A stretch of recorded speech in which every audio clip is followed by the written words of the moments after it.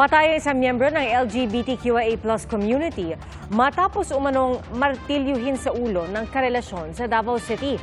Natagpuan naman sa Laguna ang bangkay ng isang babaeng isang buwan nang nawawala. Saksi, si Emil Sumangi. Maghahating gabi nitong Biyernes sa masukal na lugar sa Barangay Santa Cruz, Bai, Laguna, natagpuan ang bangkay ng babaeng isang buwan nang nawawala. Nag-coordinate po dito ang NBI team, si Attorney Valencia, regarding raw sa information sa follow-up investigation nila regarding dito sa missing person na nawawala noong June 10 sa Quezon City.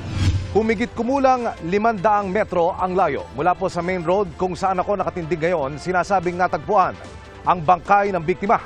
Doon po sa looban na iyon, pumasok ang mga kagawad ng National Bureau of Investigation para i-recover ang bangkay Biyernes ng hating gabi. Ayon sa NBI, naagnas na ang bangkay ng biktima at nakagapos pa ang paa. Walang nakatira malapit sa crime scene kaya wala ring makuhang impormasyon para makatulong sa investigasyon.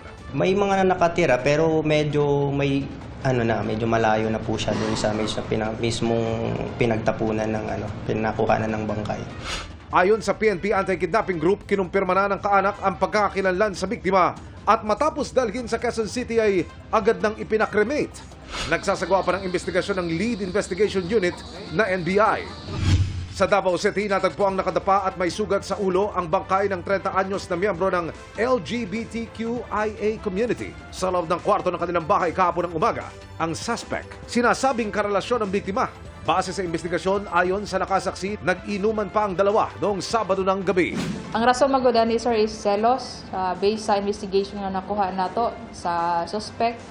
Kaya last Friday na sila kanang panaglali sir no based sa statement nga nakuha nato sa ilang silingan.